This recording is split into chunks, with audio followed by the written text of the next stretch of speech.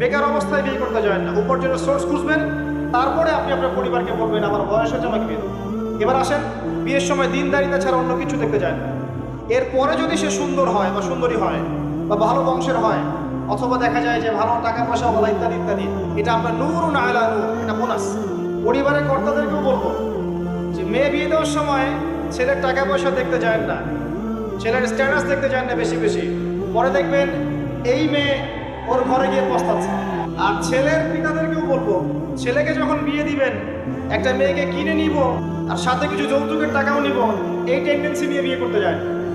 ওই বিয়েতে বারাকা বেশি, যেখানে খরচ কম। চট্টগ্রাম অঞ্চলে বিয়ের মতো না, একটা বিয়েতে মনে হয় 40-50 লাখ টাকা খরচ করে ফেলে। লোহার আংটি দিয়ে বিয়ে করেছে সাহাবী। লোহার আংটিও নাই তোমার বাসায়? বলছে না ইয়া রাসূলুল্লাহ, লোহার আংটিও তো নাই আমার বাসায়। তাহলে কি করবা? কোরআনের কয়টা সূরা জানো? এই সূরাগুলো জানি, এগুলো শিখিয়ে দিও, যাও, মোহর হয়ে গেছে। কত সহজ বিয়ে, কত সহজ। আর এখন যেটা হয়, মেয়ে খুঁজবে দিনদার বিল গেটস আর ছেলে খুঁজবে দিনদার ক্যাটরিনা। প্রিয় ভাইয়েরা, দিনদারি থেকে প্রাধান্য দেন, আর কিছু না। আপনি সফল হবেন ইনশাআল্লাহ, শান্তি পাবেন। এবং বিয়ের পরে আল্লাহর পক্ষ থেকে একটা ভালোবাসা আসবে।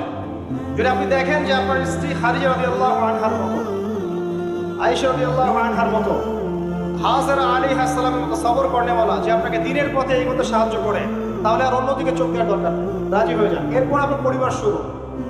এখানে উভয়ের মাঝে হৃদ্যতা, ভালোবাসা থাকতে হবে। তবে আরেকটা কথা বলে রাখি, সবাই মনোযোগ দিয়ে কথাটা শোনেন। একটা পরিবারের ভিত্তি শুধু ভালোবাসা দিয়ে টিকে থাকে না। একটা পরিবারের ভিত্তি টিকে থাকে আপোষের বিশ্বাসের উপরে। একে অপরকে বিশ্বাস করতে শিখতে হবে, একে অপরকে শ্রদ্ধা করতে হবে, একে অপরের সম্মান দিতে জানতে হবে। আপনাকে আপনার স্ত্রীকে আপন মনে করতে হবে, আপনাকে আপনার স্বামীকে আপন মনে করতে হবে। বাইরের মানুষ আপন নয়, এরা আপন আপন। একজন একজন লেবাস, পোশাক।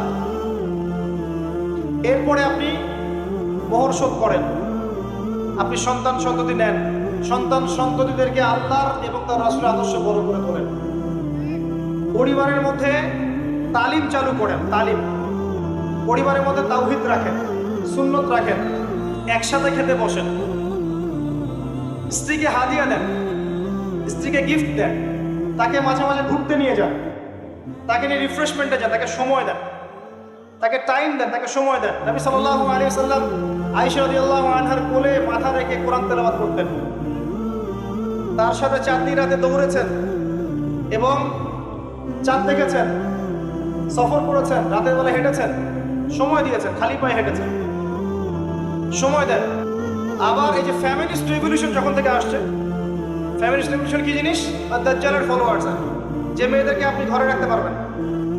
তো তারা যখন থেকে এসেছে, ইমার্জ করেছে, তখন থেকে তার একটা কনসেপ্ট দিয়েছে যে পুরুষ আর নারী একে অপরের প্রতিদ্বন্দ্বী। দেখবেন প্রতিদ্বন্দ্বিতামূলক কথাবার্তা বলেন। স্বামীর মুখের উপর তর্ক করতে যাবেন না। স্বামীকে বাইরের অনেকগুলো বিষয় ফেস করতে হয়। এখন স্বামী মনে করেন প্রশাসনে চাকরি করে, তাকে তার ডিউটি ফেস করতে হয়, বাজার ঘাট করতে হয়, সারাদিন পরিশ্রম করে সে বাসায় ঢোকার পরে আপনি মুখটা গোমরা করে বসে থাকেন। স্বামী আহলান সাহলান করেন না, তাকে একটু আদর করেন না, মহব্বত করেন না, তো অটোমেটিকলি তার আপনার দিক থেকে তার মনটা চলে যাবে অন্যদিকে। স্বাভাবিক। আপনি আপনার স্বামীর জন্য সাজেন না, বাইরের মানুষের জন্য সেজে বুঝে আপনি মার্কেটে যান। প্রবলেম সেগুলো। এরা মনে করে স্বামী স্ত্রী একে অপরের প্রতিদ্বন্দ্বী, অথচ এরা একে অপরের পরিপূরক, একে অপরের পরিপূরক। উভয় হৃদ্যতা, ভালোবাসায় পরিবার গড়ে ওঠে। যে পরিবারের মধ্যে হৃদ্যতা, ভালোবাসা আছে, ওই পরিবারের বাচ্চা কাচ্চারা দেখবে বড় আলেম হবে, বড় নেতা হবে, বড় কিছু হবে। যেখানে এগুলো নাই, ওই সন্তানরা বড় হয় হতাশার মধ্যে, কাজের বুয়ার কাছে, ডে কেয়ার সেন্টারে। এরা তো বড় হয়ে জঙ্গি হবে, সন্ত্রাসী হবে, স্বাভাবিক। ভালো প্যারেন্টিং দিতে পারে নাই, এরকম না বিষয়টা। সময় দিতে হবে, একে অপরের দায়িত্ব বুঝতে হবে, আপোষের মধ্যে বিশ্বাস থাকতে হবে, ভালোবাসা থাকতে হবে এবং সবরের মানসিকতা থাকতে হবে।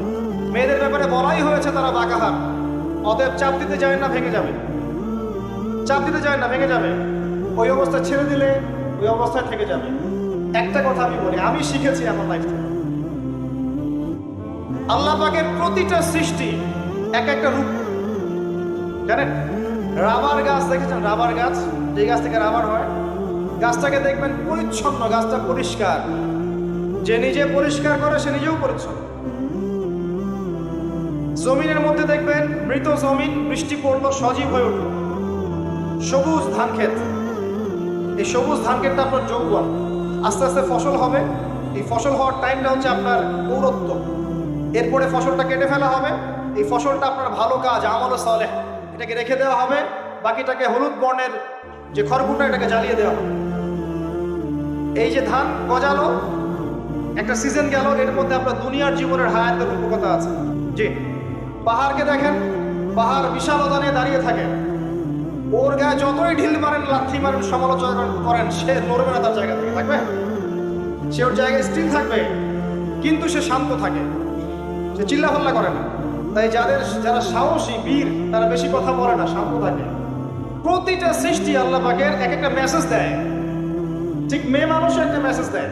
কি মেসেজ? আল্লাহ পাক মানুষকে সবচেয়ে সুন্দর করে সৃষ্টি করেছেন, আর মানুষের মধ্যে মেয়েদেরকে সবচেয়ে বেশি সুন্দর করে সৃষ্টি করেছেন। আল্লাহ পাকের সবচেয়ে সুন্দর সৃষ্টি হচ্ছে মেয়েরা, এবং তারা খুব নরম হয়, প্রজাপতি ধরার মতো। প্রজাপতিকে থাপ করে ধরতে পারবেন না আপনি, শক্ত করে ধরতে গেলে প্রজাপতি নষ্ট হয়ে যাবে, মরে যাবে। প্রজাপতিকে কোমলভাবে ধরতে হবে। ঠিক মেয়েদের সামনেও আপনার কোমল থাকতে হবে। বেশি হার্ড হতে যাবেন, শেষ। আমি আপনার গার্লফ্রেন্ডের সামনে কোমল হতে বলি নাই, আপনার ওয়াইফের সামনে হতে বলেছি। কোমল থাকলে আপনি জিতে যাবেন। দেখবেন দুনিয়ার চিল্লা ফাল্লা করছে আপনার বাসায়, আপনি চুপচাপ আছেন পাহাড়ের মতো, কোমল আছেন। 5 মিনিট পর দেখবেন নিজেই ঠান্ডা হয়ে এসে বলছে, আচ্ছা সরি, ভুল হয়ে গেছে। আর যদি আপনি চিল্লা ফাল্লার কাউন্টার দিতে যান, তাহলে দেখবেন সুটকেস গোছানো শেষ, বাবার বাড়ি চলে গেছে। ডিল করা খুব ডিফিকাল্ট। এখানে আপনাকে খুবই সবরের পরিচয় দিতে হবে। আল্লাহ পাক বোঝার তৌফিক দান।